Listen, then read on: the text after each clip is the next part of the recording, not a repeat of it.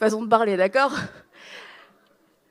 Cette semaine, alors que je pensais au message, alors que je pensais à ce temps, il y avait plein de choses il y avait plein de choses qui me passaient par la tête, parce qu'il y a tellement plein de choses, surtout qu'on est une jeune église, et il y aurait plein de choses à enseigner, plein de choses à prêcher, et vraiment le Seigneur a mis mon attention sur un point particulier, et qui fait vraiment une suite au message de Michael, qui nous a prêché sur la maturité. Vous vous dites, ah mince, parce que c'est le genre de message, quand tu l'écoutes, tu peux te sentir repris. Je ne sais pas vous, mais moi, quand j'ai écouté le message sur la maturité, de temps en temps, j'ai pas dit amen. Ça m'a pris quelques secondes, quelques minutes, quelques jours pour dire amen. Et ce sont des messages qui nous aident à grandir. Et quelquefois, la croissance, ça peut être douloureux. Il y a quelques semaines, il y avait une famille qui était là, et il y avait un petit garçon, il pleurait parce qu'il avait très mal au genou. Il avait très mal au genou parce qu'il grandissait. Il était en pleine croissance. Et quelquefois, grandir, ça fait mal aux genoux, ça nous étire et ça nous fait pleurer, ça nous fait rechigner, ça nous fait toutes sortes de choses, mais c'est bon signe, ça veut dire que nous sommes en train de grandir. Et Frank m'a fait une très belle introduction en disant qu'on va faire dégager la pourriture de nos vies. C'est ce qu'on va faire ce soir. Je me sens presque mal de dire un truc comme ça. Je le redirai pas. C'est tellement les phrases que Frank peut dire. Moi, quand je le dis, ça sonne tellement mal. Je le redirai pas, c'est sûr. Je me sens pas bien là. C'est pas un péché, merci Frank. Donc, je vais parler ce soir de quelque chose qu'on a tous expérimenté. On l'a tous vécu, même si vous êtes quelqu'un d'extraordinaire, que vous frôlez la sainteté, la perfection, mais à un moment donné, on l'a vécu. Et c'est la jalousie. On a tous, à un moment donné, été jaloux de quelqu'un. On a tous ressenti ce sentiment où on a envié ce que quelqu'un avait, où on a envié ce que quelqu'un aussi était. Et quand on lit la Bible, en fait, tellement d'histoires ont été le résultat d'histoires tragiques, ont été le résultat d'histoires dans lesquelles la jalousie est entrée. La jalousie est un terrible poison. La jalousie est une voleuse de destinée, une voleuse de paix, une voleuse de relations. Et ce soir, nous voulons regarder la jalousie, nous voulons comprendre ce qu'est la jalousie et pouvoir l'arracher de nos cœurs pour qu'elle arrête de faire des dégâts, pour qu'elle arrête de venir détruire. Nous voulons en être entièrement libérés. Et je veux vous lire ce passage, on va le revoir régulièrement dans Proverbe 14:30. Un cœur paisible contribue à la vie du corps, mais l'envie est comme une maladie qui ronge les os. Ou les os. L'envie est comme une maladie qui ronge les os. Ça vient, c'est sournois, c'est petit à petit. Il y a des maisons qui sont détruites par des rongeurs. Elles sont pas détruites du jour au lendemain. Elles sont pas détruites en une minute. C'est pas un ouragan, c'est pas un incendie, c'est pas quelque chose de violent, soudain, mais c'est quelque chose qui vient petit à petit et puis qui au final peut te détruire une maison juste à cause de rongeurs. Et la jalousie est une maladie qui vient ronger les os, qui vient ronger ta vie, qui vient ronger tes relations. Et c'est pour ça que le Seigneur veut nous encourager ce soir à pouvoir nous en débarrasser, à pouvoir vivre libre de la jalousie et à pouvoir aussi y résister si elle veut revenir ou si on a des situations dans lesquelles on sent que la jalousie pourrait être une option parce que nous aurons entendu ce soir à la vérité, nous aurons entendu comment résister à la jalousie. Nous ne tomberons plus dans ce piège. Vous êtes d'accord ? Donc, la jalousie, je vais vous raconter une histoire, une vraie histoire qui s'est passée dans la Bible, et parce que j'aime bien à chaque fois, j'aime bien régulièrement lire les histoires de l'Ancien Testament surtout, et voir comment les gens ont agi, les décisions qu'ils ont prises, parce que ça nous raconte tellement d'histoires, l'Ancien Testament, tellement des gens qui étaient hyper humains, qui avaient des raisonnements humains, qui ont fait des erreurs, qui ont cru, qui ont menti, qui ont fait des prières extraordinaires, mais qui, quelquefois, se sont complètement trompés, et de voir comment Dieu a agi dans la bonté, comment Dieu les a corrigés, comment Dieu leur a parlé, comment Dieu Dieu a réagi parce que je me dis, ces gens-là ont fait des erreurs et moi aussi je fais des erreurs et j'aime pas voir leurs erreurs et me réjouir de leurs erreurs, mais j'aime voir comment Dieu peut intervenir, comment Dieu peut venir nous sauver alors que nous sommes tellement imparfaits, alors que nous sommes remplis, bourrés de défauts. Et la semaine dernière, Jérémie nous disait, mais Dieu nous aime tellement, Dieu nous trouve exceptionnels, Dieu nous trouve incroyables. Comment c'est possible alors que tant de fois on a échoué, tant de fois on a dit la mauvaise chose, tant de fois on a fait la mauvaise chose et pourtant Dieu nous aime. Et c'est parce qu'il nous aime qu'il veut que nous puissions grandir à tous égards et que nous puissions grandir aussi dans notre caractère, que nous puissions nous sanctifier, entre autres en nous débarrassant de la jalousie. Et on va aller voir l'histoire de Joseph dans Genèse 37. L'histoire de Joseph, je me suis dit... J'avais commencé avec une autre histoire, pour tout vous dire, je vais tout vous raconter du coup. J'avais commencé avec une autre histoire, et puis parce que en fait je voulais pas raconter l'histoire de Joseph, je me suis dit c'est tellement basique de parler de Joseph, on va parler de la jalousie, on va faire un truc un peu plus original, et vraiment, je crois que le Seigneur m'a ramené dans l'histoire de Joseph.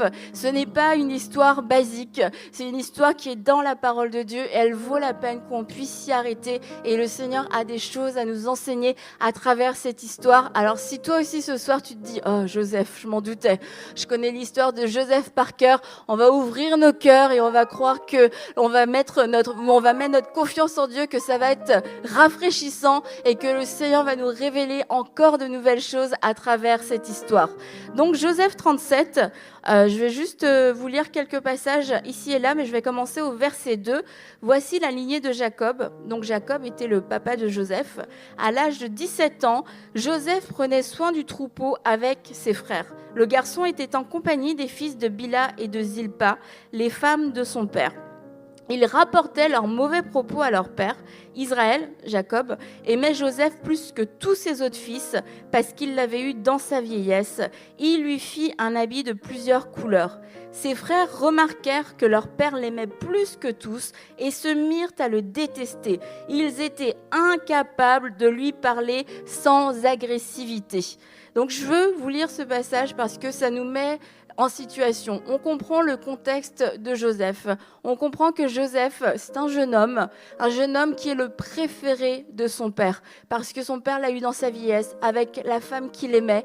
Et Joseph a l'air d'être un bon garçon, parce que je ne dis pas que c'est bien de rapporter, mais parce qu'il avait l'air choqué, il avait l'air dérangé par certains propos. On se dit, il avait peut-être une certaine sagesse, il était peut-être assez mature pour son âge, pour se dire, ça c'est pas très bien ce qu'ils sont en train de dire. Et il rapportait à son père, c'était pas ça l'a pas aidé dans son histoire, on pourra en reparler un peu plus tard. Et son père l'aimait tellement qu'il lui a fait un habit particulier. Il a plusieurs fils, mais il lui fait un habit. Moi j'ai une fille, donc je peux pas faire de préférence, mais la plupart d'entre vous qui avez des enfants, vous avez plusieurs enfants et vous savez à quel point les enfants ont un sens de l'égalité extrêmement aigu. C'est comme ils ont une balance dans la main, un compas dans l'œil, tu sais pas comment, mais ils savent s'il y a 3 miettes de plus du gâteau au chocolat dans l'assiette de leur frère, tu sais pas comment, mais ils sont prêts à peser. Et en plus, ils auraient raison. Ils savent la liste exacte de tout ce que leurs frères et sœurs ont reçu depuis les 10 dernières années, aux anniversaires, à Noël, à Pâques, à toutes les fêtes possibles et inimaginables. Ils ont une mémoire extraordinaire quand vous leur dites que vous aussi, mais oui, toi aussi, à ton prochain anniversaire, t'auras ci, t'auras ça. Alors, ils oublient toutes les consignes de la journée même, chaque jour. Ramener ton sac de l'école, ta boîte à lunch, c'est comme une nouvelle consigne. Ça fait 10 ans qu'ils vont à l'école. Mais alors ça, ce genre de truc, c'est une mémoire extraordinaire, un don surnaturel que les enfants ont. C'est ce sens de l'égalité, de la justice naturelle vis-à-vis de leurs frères et sœurs. Alors vous imaginez bien que les frères de Joseph, ils ont remarqué que Joseph avait un habit particulier. C'est comme si Jacob avait offert un pull plénitude juste à un de ses fils. Imaginez la différence, imaginez la tristesse des autres frères. Et il le déteste. Il n'arrive pas à lui parler sans agressivité. Parce qu'à chaque fois qu'il voit Joseph, à chaque fois, c'est ce sentiment-là qui remonte. À chaque fois, c'est ça qu'il voit. toi Joseph le préféré, toi qui fais que notre père nous aime moins, toi qui as toutes les attentions, toi qui as toutes les faveurs, toi qui as tous les cadeaux, toi qui as toute l'approbation, toi le petit chouchou, toi qui sais mieux que nous tous, toi en plus qui va nous balancer, qui va rapporter ce qu'on a dit, toi. Et du coup, ils ont de la haine contre lui, ils n'aiment pas Joseph. Et on peut comprendre quelque part que ses frères aient du mal avec Joseph. On peut aussi comprendre que le père de Joseph n'a clairement pas aidé dans cette situation, que c'est lui qui a ouvert cette brèche, qui a mis en place ce système de concurrence entre ses enfants. Mais ceci dit, peu importe la situation dans laquelle vous êtes aujourd'hui, alors que vous éprouvez une jalousie envers quelqu'un, c'est peut-être la faute du père, c'est peut-être la faute des frères, c'est peut-être la faute du voisin, peut-être la faute de votre patron, mais nous sommes chacun responsables de notre cœur. Nous sommes responsables de nos décisions.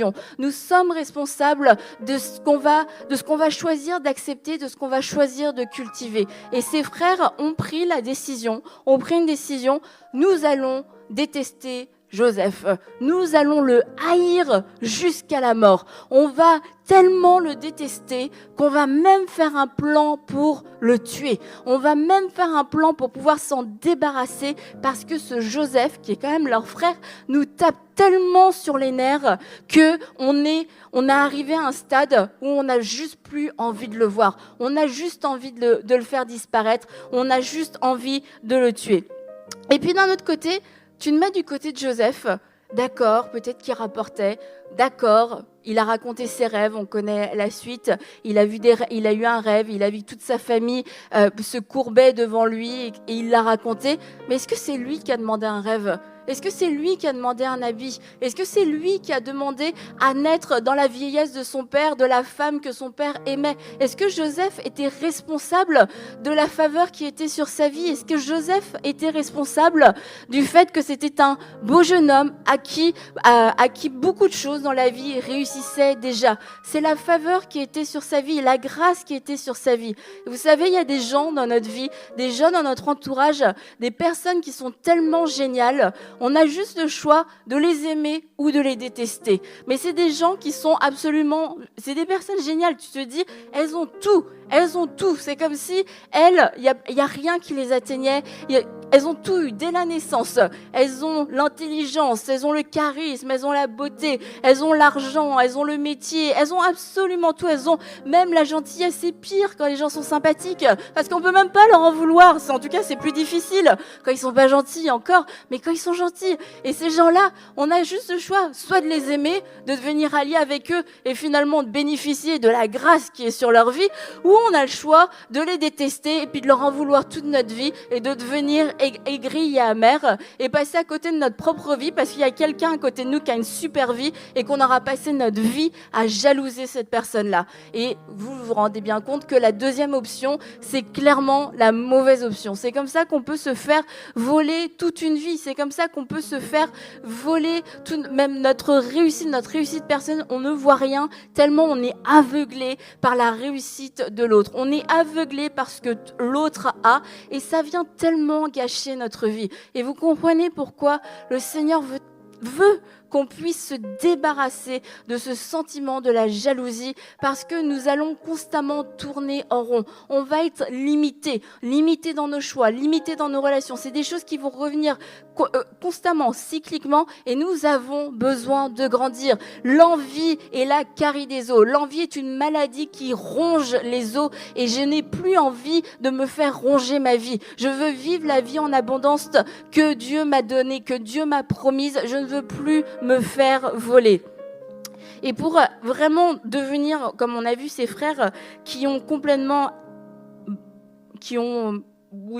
accepté la jalousie. Eux, ils s'en cachaient pas du tout. Il y avait zéro hypocrisie. Ils se cachaient pas du tout de tous leurs mauvais sentiments envers leurs frères. Mais il y a quand même quelques étapes pour arriver au fait « je suis jaloux ». On se le dit pas forcément, mais en tout cas, nos actions vont parler. Et c'est des étapes qui peuvent prendre quelques secondes ou quelques années, mais ça peut se faire très vite dans notre tête. On croise quelqu'un et tout de suite, tous nos critères, tous nos standards, tout notre baromètre de comparaison se met en marche. Et là, on décide, est-ce que j'aime cette personne ? Est-ce que je la déteste ? Est-ce que je suis jalouse d'elle ? Est-ce que je remercie le Seigneur pour tout ce que cette personne a.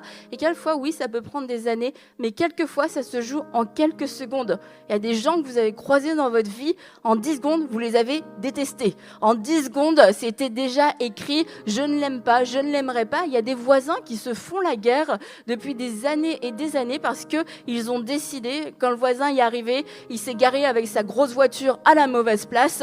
Et depuis, eh bien, le voisin, c'est le diable en personne. Pourquoi ? Parce que s'il s'était garé sur la mauvaise place avec une petite voiture toute pourrie, oh bah, c'est pas grave, tu peux déplacer ta voiture s'il te plaît. Mais là, il arrive avec sa grosse voiture, sa belle voiture, la jalousie est montée dans le cœur et tout de suite, ça a créé des querelles, ça a créé des divisions. Quelques secondes. La première étape, c'est la comparaison. Et la comparaison, c'est jamais une bonne option de toute façon dans notre vie parce que la comparaison, de toute façon, va me tuer ou va tuer l'autre. Il y a quelqu'un qui va perdre dans la comparaison, il y a quelqu'un qui va gagner et on est en train de se regarder avec un œil de compétition. On n'est pas en train de se regarder avec un amour réciproque les uns pour les autres, mais en train de se regarder qu'est-ce qu'il a que je n'ai pas, qu'est-ce que j'ai qu'il n'a pas, qu'est-ce que je fais mieux que lui ou qu'elle, et bref, tout un tas de choses peuvent se mettre en place. Et on peut s'arrêter là. Mais après, si la comparaison a commencé à s'emballer, d'un seul coup, je me rends compte que l'autre personne a une chose ou des choses que moi je n'ai pas, ou est quelqu'un que moi je ne suis pas, mais que j'aimerais être. Et là, d'un seul coup, je vais ressentir un sentiment d'injustice. Et il y a des questions qui vont commencer à émerger. Pourquoi lui ? Pourquoi pas moi ? Pourquoi c'est elle qui chante ? Pourquoi c'est pas moi qui chante ? Pourquoi c'est elle qu'on voit là-bas ? Pourquoi c'est elle qui a la promotion ? Pourquoi c'est à lui qu'on a demandé de faire ça ? Pourquoi est-ce que c'est pas moi ? Moi aussi je peux pas le faire ? Est-ce que moi je suis trop nulle ? Est-ce que non, moi je peux pas moi on me demande jamais rien. Là, sentiment d'injustice. Là, la jalousie va commencer à rentrer. Et une fois qu'on se dit avec une fausse sagesse que ce sont des questions très sages, qu'on est complètement inspiré par le Saint-Esprit, qu'on a un don de discernement en pleine action, eh bien à ce moment-là, la jalousie va pouvoir pleinement prendre racine. Et ça devient après une racine qui va porter du fruit, qui va commencer à avoir une influence sur nos actions, qui va commencer à avoir une influence sur la façon dont on parle. Et on peut être jaloux, c'est ça que je voulais vous ajouter, on peut être jaloux, on peut avoir de l'envie pour une catégorie de personnes parce que là, ça va, la plupart du temps, une catégorie de personnes spécifiques, ça va plus concerner des biens matériels. Oh, tous les gens qui roulent avec telle marque, ils sont bip bip bip bip, et tous ces gens-là sont catégorisés dans une catégorie de gens avec les petits noms qu'on peut leur donner. On peut être aussi jaloux de personnes, d'une catégorie de personnes qui ont des choses qu'on aimerait aussi avoir, et ça c'est très stéréotypé et ça nous amène avec beaucoup de préjugés. Les gens, on se dit tous les gens minces, toutes les blondes, tous les riches, tous les patrons, tous les trucs comme ça. Mais du coup, ces jalousies-là, elles ne sont pas du tout des qualités, c'est pas du tout une bonne chose, mais ça fait que on va être jaloux envers des inconnus. On voit quelqu'un à la télé, on est jaloux, on voit quelqu'un dans la rue, on est jaloux, on les connaît pas, on n'a pas de relation avec, donc ça va pas vraiment venir détruire la relation, mais ça va quand même activer cette maladie qui ronge les os. Nous, ça va nous ronger, mais ça n'aura pas d'effet sur d'autres relations. Et du coup, ça fait de nous, dans ces cas-là, des personnes, faut le dire, avec pas mal de préjugés, avec pas mal de critiques, un peu comme ça, qu'on balance, un petit peu des Français, en fait, finalement, qui critiquent un peu tout et tout le monde, qui font tout le temps la grève, ils savent pas pourquoi. Et la troisième façon dont on peut être jaloux, c'est envers une personne ou des personnes, mais individuelles. Et ça, en fait, ça va être le plus sournois parce que c'est là où ça va venir détruire des relations. Et comme les frères de Joseph, avec Joseph, ils s'en sont pas pris à tous les gens qui avaient des beaux habits dans le village, dans le pays, dans la ville. Ils s'en sont pris à une personne, c'était leur frère. Toute leur haine était dirigée vers leur frère. Qu'il ait un habit, qu'il parle, qu'il mange, c'est certain qu'en lui, mais tout devait les irriter. Dès qu'il devait ouvrir la bouche, mais Joseph devait les insupporter à un point inimaginable. Parce que quand Joseph, un peu plus loin dans l'histoire, va voir ses frères, son père lui dit « Va voir si tes frères vont bien ». Ça partait d'une bonne intention, il allait voir si ses frères allaient bien sur l'ordre de son père. Va voir si tes frères vont bien, va voir si les troupeaux vont bien. Et quand ils le virent juste de loin, tout de suite, dans leur cœur, ça s'agite. Joseph arrive. Ah, Joseph, encore lui, qu'est-ce qu'il nous veut? Et c'est là qu'il commence à parler de son complot. C'est là qu'il commence à dire, on va le tuer, on va le jeter dans une citerne, etc. Et après, on va mentir, on va raconter à notre père qu'il a été dévoré, blablabla. Et finalement, bon, il y a quelqu'un qui se lève et qui dit, non, on va pas faire ça. Mais il a quand même été jeté dans une citerne, sorti de la citerne pour être vendu et a été fait passer pour mort par ses frères aux yeux de son père. Cet homme a cru qu'il avait perdu son fils pendant des années et des années. Donc pour en arriver là, c'est que vraiment la haine avait touché leur cœur. Et la haine avait touché leur cœur. Et puis on peut se dire aujourd'hui, mais moi, j'ai envie de tuer personne. Sincèrement, Annabelle, j'ai pas envie d'aller mettre quelqu'un dans une citerne. Oui, c'est vrai, quand tu parles, c'est vrai, je pense à certaines personnes, mais pas au point d'aller leur mettre un coup de pelle et les mettre dans mon coffre et puis commettre un crime, parce que là, non, quand même. Donc, je suis pas vraiment concernée. Les frères de Joseph, c'était un peu extrême quand même ce qu'ils voulaient faire, mais on peut le faire de la même façon. On peut le faire dans pas de façon physique, mais on peut le faire dans nos pensées. On peut tuer quelqu'un dans nos pensées. On peut discréditer quelqu'un, on peut disqualifier quelqu'un, on peut rejeter quelqu'un, avoir le désir que cette personne vive loin, s'en aille, tout faire pour éloigner cette personne, tout faire pour vendre cette personne, pour que cette personne puisse même sortir de sa destinée, parce que cette personne me menace, parce que cette personne est une nuisance pour moi. Alors peut-être qu'on ne va pas, et j'espère de tout cœur, si c'était votre plan, mais repentez-vous tout de suite, ne le faites pas, surtout pas. Je vous évite la prison à perpétuité en plus ce soir. Mais mais ne vous dites pas, si je n'avais pas ce plan-là, ça ne me concerne pas, parce que la jalousie veut tuer. Elle veut pas forcément tuer de façon physique, mais elle veut tuer l'autre en donnant des paroles de destruction. Et ce qui est intéressant, c'est que quand on regarde le mot envie, la racine grecque, c'est le mot destruction. La jalousie détruit. La jalousie va avoir envie de détruire. La jalousie veut que l'autre soit détruit d'une façon ou d'une autre. Si c'est pas par vos propres mains, ce sera à cause de vos paroles, à cause des propos que vous allez aller rapporter, à cause des choses que vous allez laisser soupçonner sur cette personne. Et cette maladie, l'envie qui ronge les os, elle a des symptômes. Elle a des symptômes. Et il y a plusieurs choses qui peuvent se manifester peut-être dans votre relation, dans certaines relations. Et vous pouvez vous interroger ce soir, mais qui est mon Joseph? Qui est le Joseph de ma vie? Quelle est cette personne ou cette Josette qui m'irrite? Quelle est cette personne quand elle parle? Tout en moi s'irrite, tout en moi a envie de lui dire, mais tais-toi, arrête de parler, alors que tout le monde a l'air heureux quand cette personne parle, tout le monde a l'air de l'aimer, tout le monde a l'air de la célébrer, mais toi, ça t'énerve, ça te tape sur les nerfs, tu la supportes pas. Quel est ce Joseph dans ta vie? Quelle est cette personne dont tu es jaloux? Tu n'as peut-être jamais voulu te le dire que tu étais jaloux parce que, bon, il y avait tout un tas de raisons, on va peut-être en parler tout à l'heure, un peu ces fausses raisons qui nous font croire que c'est de la sagesse, etc. Mais quel est ce Joseph? Qui est ce Joseph? Et je prie que le Saint-Esprit ce soir puisse vous parler, que le Saint-Esprit ce soir puisse vous montrer ces personnes avec qui vous vous êtes liés, mais de la mauvaise façon. Eux, vous savez, les gens de qui vous êtes jaloux, il y en a certains, ils en sont même pas conscients, ils le seront jamais. Et vous êtes en train d'être jaloux, de les jalouser, de les envier. C'est vos os à vous qui sont rongés. Mais eux, ils vivent leur vie, ils vivent leur meilleure vie. Et puis en plus, eux-mêmes, ils ont leurs défis, donc jamais ils se disent, il y a quelqu'un qui est jaloux de moi, il y a quelqu'un qui veut ma vie, parce que tu connais ta vie de l'intérieur, et tu sais qu'elle n'est pas forcément, elle n'est pas si facile que ça, que toi aussi, tu as tes luttes, tu as tes combats.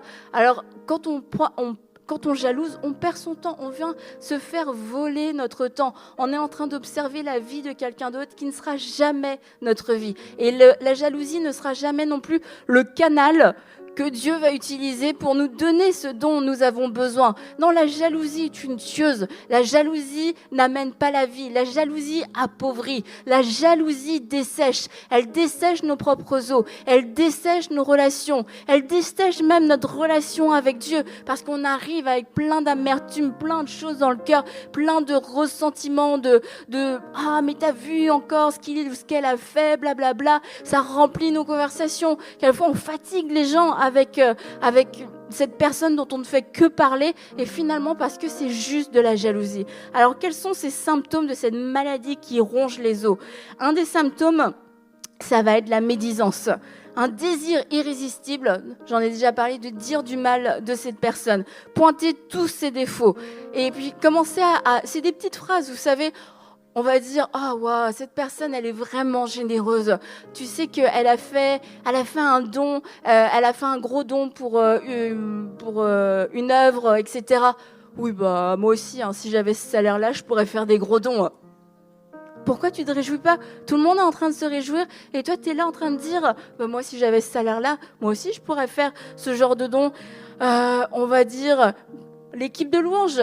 Pourquoi est-ce que c'est elle qui chante? Moi aussi, j'ai une belle voix. Moi aussi, j'ai fait des cours de chant. Moi aussi, j'ai déjà chanté pour une fête d'enfants quand j'étais plus jeune. J'ai eu mon moment de gloire et personne ne me reconnaît. Je parle pas de moi, bien entendu. Et c'est des choses vraiment, c'est pas des choses parce que la médisance on peut être médisant sans être jaloux, hein. C'est un défaut qui est totalement indépendant. C'est un péché totalement indépendant qui n'est pas forcément relié à la jalousie, mais la jalousie va quasiment automatiquement amener la médisance. Ce genre de petites phrases, ce genre de petits pics, ce genre des phrases qui, vraiment, t'as besoin, t'as envie de dire du mal de cette personne. Ça te démange. Et surtout quand quelqu'un va dire du bien de cette personne-là. Aussi, idéaliser la vie de l'autre. J'en ai parlé vite fait. Parce que quand on est jaloux, on va se dire, mais lui, sa vie est parfaite. Mais c'est génial. Il se lève, ses cheveux sont déjà parfaits. Même ses enfants sont parfaits. Regarde, ses enfants, ils se mouchent jamais, ils crient jamais, ils pleurent pas, etc.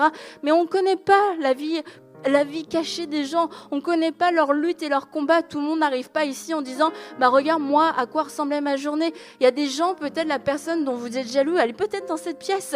Et peut-être qu'elle a une journée qui était terrible. Peut-être qu'elle passe à travers un moment hyper difficile. Peut-être qu'elle est en train d'accompagner une personne qu'elle aime profondément, une mère, une tante qui est en train de mourir et son cœur est complètement déchiré. Mais toi, tu es juste en train d'idéaliser sa chevelure de rêve. Et juste parce qu'elle a les cheveux de rêve, sa vie est parfaite. Et du coup, tu te prives d'être une source de bénédiction parce qu'à cause de sa chevelure de rêve, forcément, elle est prétentieuse. Forcément, elle est orgueilleuse. Forcément, elle est même un peu stupide, on sait jamais. Et forcément, elle a que des préoccupations complètement superficielles. Mais gloire à Dieu pour elle si elle est née avec cette chevelure de rêve. Gloire à Dieu pour elle pour ces boucles d'or qu'elle peut avoir sur la tête. Et ça ne fait pas d'elle un être superficiel. Le soupçon aussi, qui peut quasiment devenir de l'espionnage. Ah oui, lui, on se demande pourquoi est-ce qu'il va évangéliser, hein? Parce qu'il est célibataire, peut-être qu'il cherche une femme. On se demande pourquoi ils arrivent toujours un peu plus tôt. On se demande, et puis là, d'un seul coup, tu es en train de tout espionner. Puis en plus, les réseaux sociaux, ça aide. On peut savoir tellement de choses sur les gens. On peut imaginer tellement de choses sur les gens. Et ça vient nourrir encore plus ce sentiment de jalousie, la moquerie. Quand Joseph arrive pour voir ses frères, ils disent « Voilà le rêveur ». C'était pas pour souligner le fait que Dieu lui donnait des dons, lui donnait des rêves. C'était de la moquerie. Et la jalousie va nous rendre moqueurs. Une fois, Eden, quand elle était plus jeune, je lui avais acheté un maillot de bain super décent et super beau, je trouve. Et elle n'était pas trop sûre que c'était le maillot de bain à la mode, etc. Elle était plus jeune. Hein. Mais elle l'a mise en bonne petite fille obéissante à sa maman. Elle a mis son super maillot de bain, super décent, super beau. Et quand elle est arrivée à la piscine, il y a une petite fille qui s'est moquée d'elle. Elle s'est moquée, ton maillot de bain, on dirait je sais pas quoi et tout. Eden rentre, elle est un petit peu, déjà elle était pas trop sûre du maillot que sa maman avait choisi, son costume de bain, elle était pas trop sûre. Là, elle est un peu bouleversée, on s'est moqué de moi et tout ça. Et puis, quelques jours ou semaines plus tard, la même petite fille qui s'était moquée de son costume de bain qui était tellement ci ou pas assez ça, je ne sais plus trop. En tout cas, elle avait quasiment le même maillot de bain. Et vous voyez, ça c'est une histoire de petite fille, c'est une histoire d'enfant. Mais tellement souvent, on peut faire ça, on peut se moquer de quelqu'un, on peut critiquer quelqu'un. Et puis, c'est juste parce que nous, on aimerait avoir cette chose-là. Et puisqu'on ne l'a pas, on va discréditer l'autre, on va rabaisser l'autre, on va se moquer de l'autre, parce que ça nous fait nous sentir mieux, ça nous donne un espèce de sentiment de contrôle. Mais au final, la vraie raison, la racine, c'est parce que nous aussi on le veut, et ça c'est de la jalousie. Ça peut aussi, certains symptômes, ça peut être l'accusation, ça peut être la méchanceté, parce que comme pour Joseph, des complots, c'est le complot de le faire tuer, le dépouiller de son habit, le jeter dans la citerne, etc.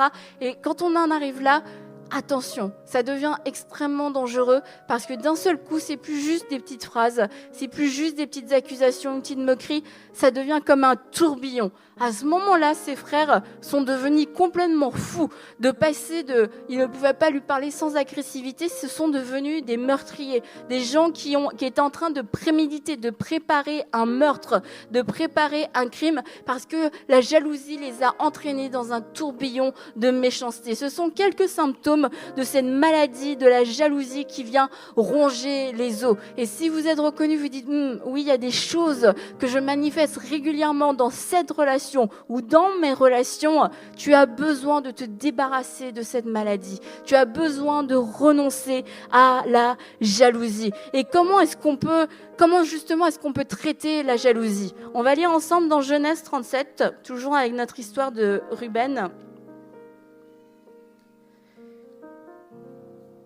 Notre histoire de Ruben, donc de Joseph, mais on va parler de Ruben. Donc Genèse 37 au verset 21.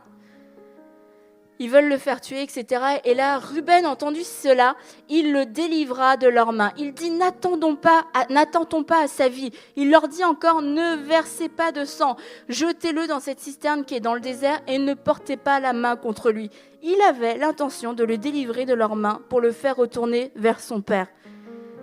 Eh bien, j'ai la triste nouvelle de vous annoncer que la solution Ruben n'est pas une bonne solution. Parce que l'histoire nous révèle qu'il n'y a pas eu une bonne conclusion. La solution de Ruben, c'était une solution gentillette, une solution douce, une solution de compromis. Je vais arrêter de dire du mal de cette personne. Là, vous avez identifié votre Joseph, vous avez identifié votre Josette, cette personne qui vous irrite.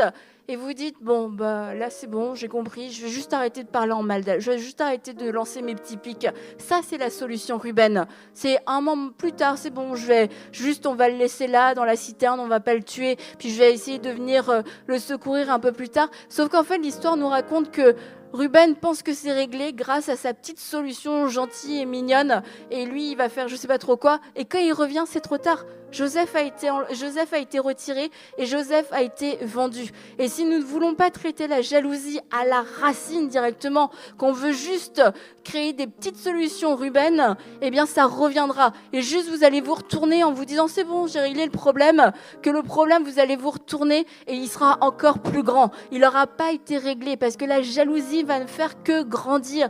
La jalousie est active, la jalousie est vivante. On ne peut pas juste la mettre là dans un coin. On voit dans l'histoire de Joseph que ça s'est fait progressivement. À chaque étape, à chaque fois qu'il s'est passé quelque chose, ils l'ont détesté plus. Joseph a raconté un rêve, ils le détestèrent plus. Il raconte un deuxième rêve, en plus vu les rêves qu'il raconte, ils le détestèrent encore plus.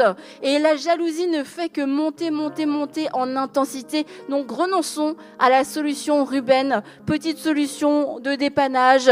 Je vais juste changer un petit peu mes habitudes. Non, parce que je t'assure, tu vas te retourner et la jalousie sera encore plus forte et encore plus grande.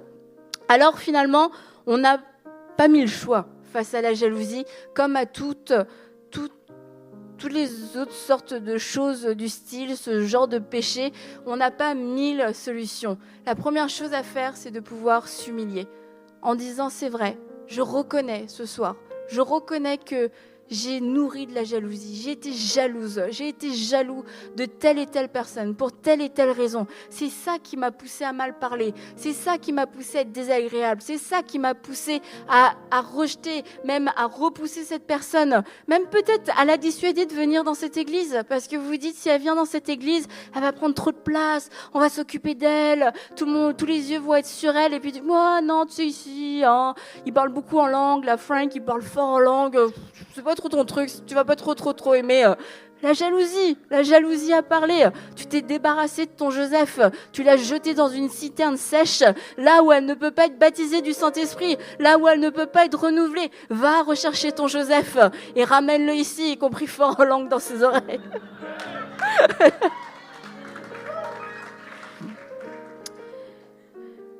La deuxième chose, c'est de pouvoir se repentir en reconnaissant qu'on a mal fait. Parce que comme je l'ai dit tout à l'heure, oui, Joseph a rapporté. Oui, Joseph a partagé des rêves. Peut-être qu'il n'aurait pas dû partager et on pourrait faire tout un enseignement sur ça, sur la sagesse, etc. Mais encore une fois, nous sommes chacun responsables de nos décisions. Et ces frères-là n'étaient pas obligés de réagir par la jalousie. Alors oui, peut-être que ton Joseph à toi, il a manqué de sagesse.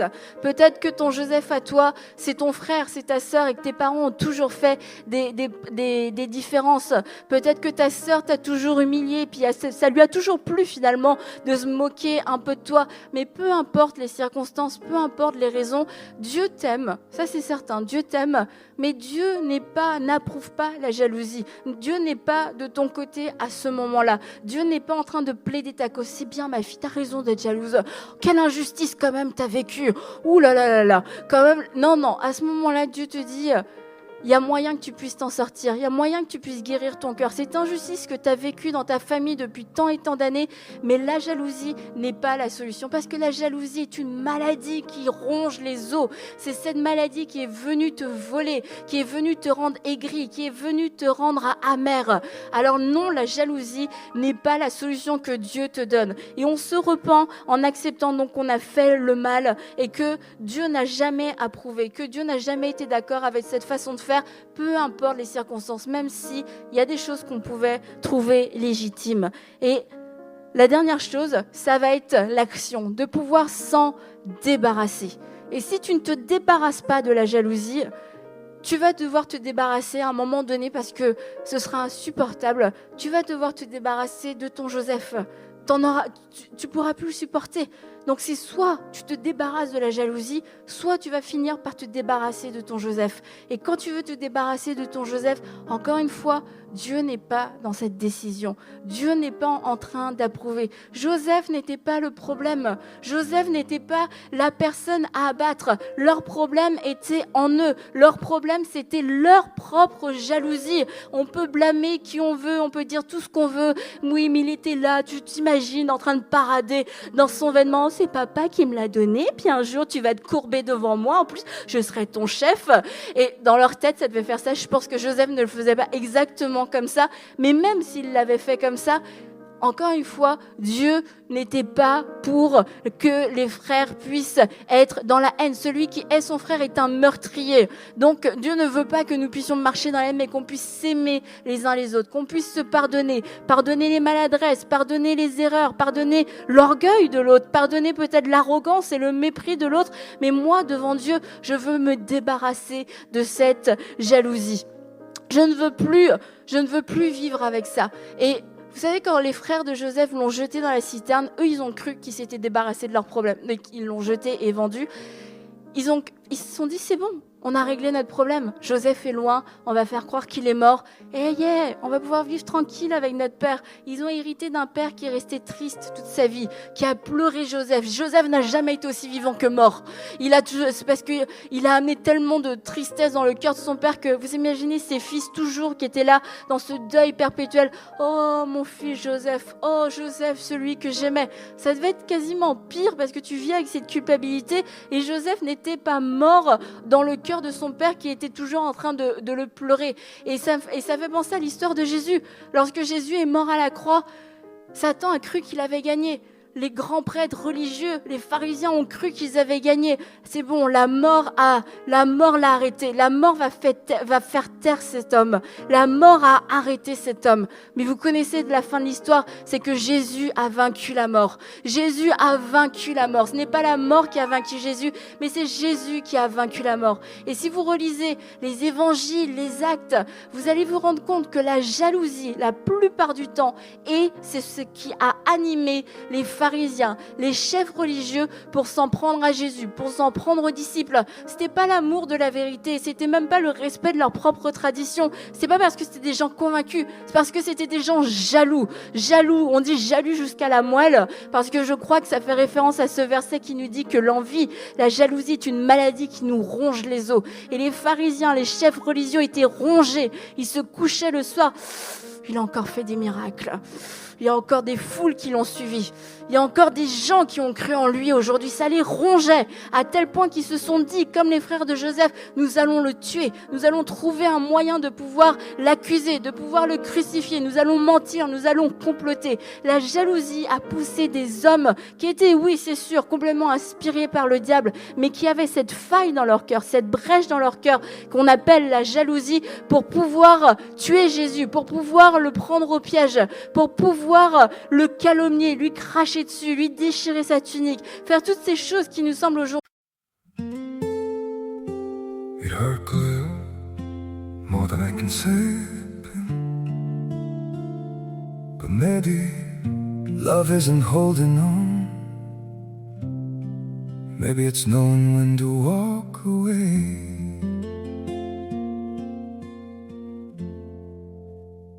We try to hold what we're slipping through, like sand running from our hands.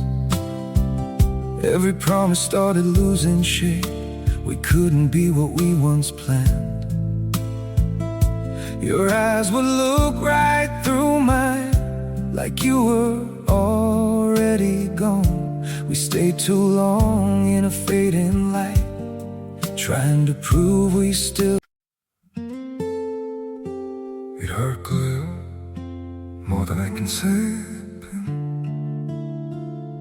but maybe love isn't holding on. Maybe it's knowing when to walk away.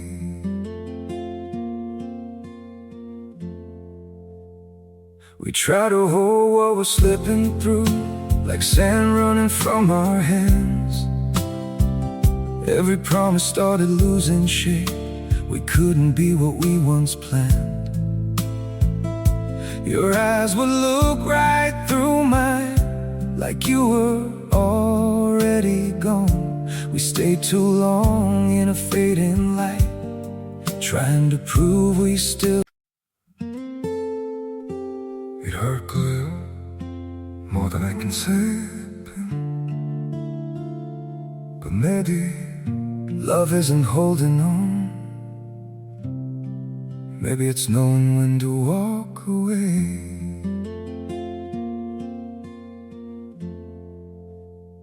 We try to hold what we're slipping through, like sand running from our hands. Every promise started losing shape. We couldn't be what we once planned. Your eyes would look right through mine, like you were already gone. We stayed too long in a fading light, trying to prove we still. It hurt good, more than I can say, but maybe love isn't holding on.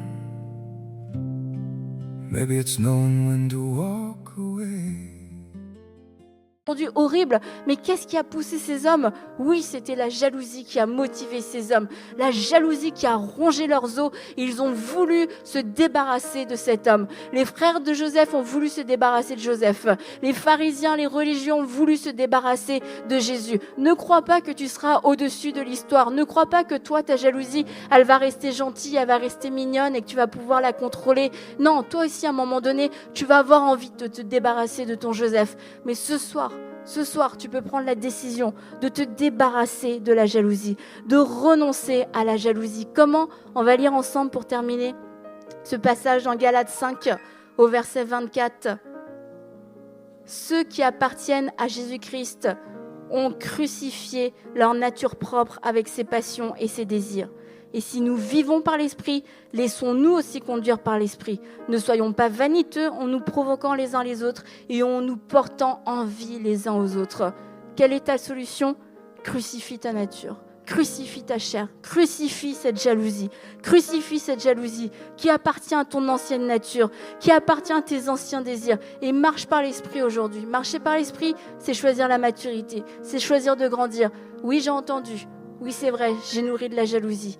C'est vrai que j'ai un Joseph, j'en ai même 2, j'en ai même 3, j'en ai peut-être 10 Joseph dans ma vie. Mais ce soir, je vais me repentir. Ce soir, je m'humilie, je crois, oui, que c'est vrai, j'ai fait ça. Oui, je vais me repentir. Et oui, je vais crucifier cette jalousie. Je refuse de sortir de cette salle. Je refuse de sortir de cette réunion en ayant encore une jalousie, en ayant encore une rivalité, en ayant encore une maladie qui ronge mes os. Je refuse de me faire voler. Je refuse d'être un meurtrier dans mon cœur parce que j'ai choisi la jalousie, parce que j'ai choisi ma propre justice.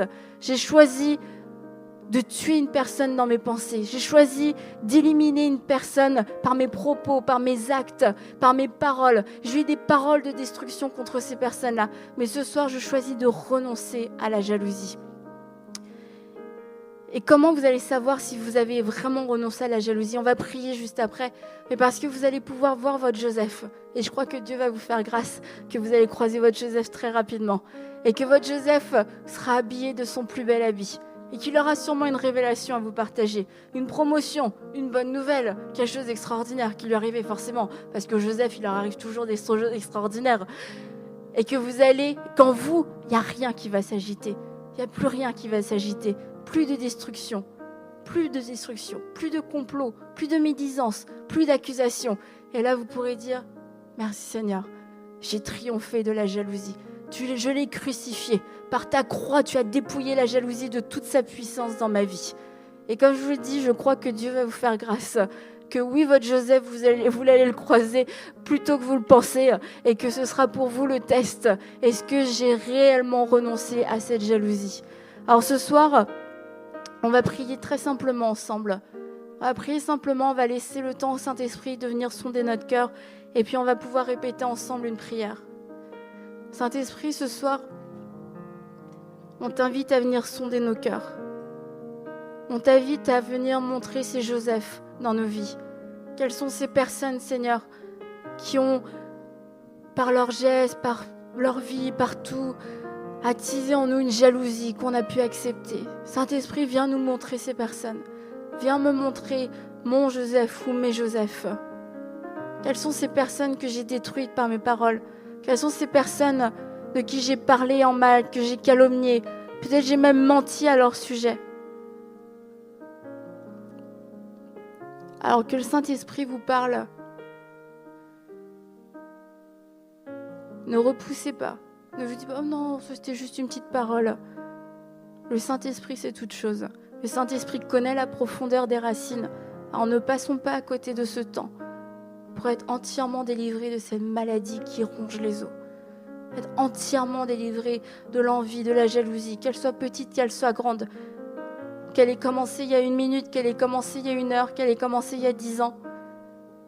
Si le Saint-Esprit vous parle, si le Saint-Esprit vous met à cœur une ou des personnes, acceptez tranquillement, avec humilité, de vous repentir. Et on va faire cette prière ensemble. Père, je te demande pardon d'avoir péché en laissant la jalousie entrer dans mon cœur. Vous pouvez répéter ceux qui en ont besoin. Père, je te demande pardon d'avoir péché en laissant la jalousie entrer dans mon cœur. Ce soir, je prends la décision ferme de renoncer à la jalousie envers cette personne. Vous pouvez nommer dans votre cœur cette personne. Je prends la décision ferme de renoncer à la jalousie envers cette personne. Je me repens pour toutes les paroles et actes de destruction que j'ai commis avant envers cette personne. Je me repens, vous pouvez le répéter, je me repens par toutes les paroles et actes de destruction que j'ai commis envers cette personne. Et ce soir devant toi, Seigneur, et faites-le vraiment avec solennité, avec engagement, parce que nous parlons au Roi des Rois. Vous n'êtes pas en train de faire cette prière pour moi, mais nous le faisons devant Dieu qui est saint, qui est grand, qui est pur, qui a donné sa vie pour nous. Alors nous voulons le faire avec le plus grand des sérieux. Devant toi, Seigneur, je m'engage à refuser et à résister à la jalousie. Je m'engage à refuser et à résister à la jalousie. Je m'engage à marcher dans l'amour afin de t'honorer. Et pour terminer, je me réjouis pour tout ce que tu fais dans la vie de cette personne. Je me réjouis, oui, pour tout ce que tu fais dans la vie de cette personne. Je me réjouis pour toutes ses réussites passées, ses réussites présentes et ses réussites futures. Prenez le temps de le dire. C'est peut-être la phrase qui est la plus difficile à dire dans cette prière. Je me réjouis pour toutes les réussites passées, présentes et futures de cette personne. Je me réjouis avec elle. Je me réjouis avec elle. Seigneur, je te remercie pour ces cœurs qui sont humbles ce soir devant toi. Ces cœurs qui se sont ouverts dans ta présence, qui ont accepté, oui, avec humilité, la parole que tu as donnée, qui ont accepté avec humilité de pouvoir s'humilier, de pouvoir se repentir, de pouvoir, Seigneur, te laisser toute la place. Je prie que dans cette église, nous puissions nous aimer, comme tu l'as dit, d'un amour ardent les uns les autres. Que la jalousie ne trouve aucun cœur ouvert, aucun cœur disposé, disponible à vivre, à nourrir cette jalousie. Qu'il n'y ait entre nous aucune rivalité. Que comme tu le dis, qu'on soit connus, reconnus pour l'amour qu'on aura les uns pour les autres. Et ce soir, à travers cette prière, on veut aussi s'engager. Oui, on veut s'engager, Seigneur, devant toi, à marcher dans l'amour. À être des enfants matures, des enfants de Dieu matures, à choisir l'amour, choisir le pardon, choisir la grâce, choisir l'intégrité, cette intégrité qui garde nos cœurs, cette intégrité, Seigneur, qui fait que nous allons valoriser ta parole plus que la parole des autres, que ce sera ton avis qui comptera le plus. Et ce soir aussi, je voudrais qu'on puisse terminer parce que souvent la jalousie peut aussi rentrer dans le cœur parce que, comme j'ai dit, on a vécu des insécurités, on a vécu des injustices, on a vécu des choses, vraiment des injustices. Et puis le groupe de louanges peut revenir, on peut chanter ce chant qu'on a chanté. Dans ta maison, j'ai trouvé ma place. Sachez que dans la maison de Dieu, vous avez votre place. Vous n'avez plus aucune raison d'être jaloux. Aucune raison d'être jaloux. Je vais faire un mix de tous les chants qu'on a chantés, parce que Christ seul vous suffit. Mais ne mélangez pas tous les faits. Et dans sa maison, en lui, nous avons trouvé notre place. En lui, nous avons été libérés, nous avons été affranchis de la honte, affranchis du regard des autres, affranchis du rejet, affranchis de l'injustice. Nous avons été libérés de tout ça et nous savons qui nous sommes. Non pas avec orgueil, non pas avec arrogance, mais nous savons qu'en lui nous sommes aimés, qu'en lui nous sommes approuvés et que je n'ai rien à jalouser, je n'ai rien à envier ni à droite ni à gauche, mais qu'en lui j'ai tout reçu, qu'en lui je suis aimé, en lui je suis approuvé. Je n'ai plus besoin de trouver une sécurité dans le regard, dans les paroles, dans l'approbation de quelqu'un, d'un père, d'un ami, d'un mari, d'une femme, d'un voisin, d'un patron, parce que je trouverai et je veux trouver toute mon approbation en lui. Et alors que je vais trouver toute mon approbation dans le Seigneur, je vous assure, ça va tellement nous aider à garder notre cœur. À chaque fois que la jalousie voudra rentrer à nouveau, vous direz non, j'ai été approuvé, j'ai trouvé ma place. Dieu seul, Christ seul me suffit. Je n'ai plus besoin d'être jaloux. Je refuse cette maladie qui vient ronger mes os. Alors ce soir, vous avez fait cette prière, nous sommes humiliés, nous nous sommes repentis. Et maintenant, c'est le temps de pouvoir célébrer qui nous sommes en Dieu, célébrer qui nous sommes, cette créature merveilleuse aimée par un Dieu extraordinaire et merveilleux. Alors, on peut se lever ce soir et on peut finir en le célébrant de tout notre cœur. Et si vous avez fait cette prière, encore une fois, réjouissez-vous. Réjouissez-vous pour votre Joseph et réjouissez-vous pour votre délivrance. Et quand vous allez croiser votre Joseph, Embrassez-le, prenez-le dans vos bras et dites-lui, je suis tellement content pour toi. Je suis tellement heureuse pour toi. Donc si ce soir quelqu'un te prend dans ses bras et te dit ça, tu sauras pourquoi. Qui suis-je pour que le roi des cieux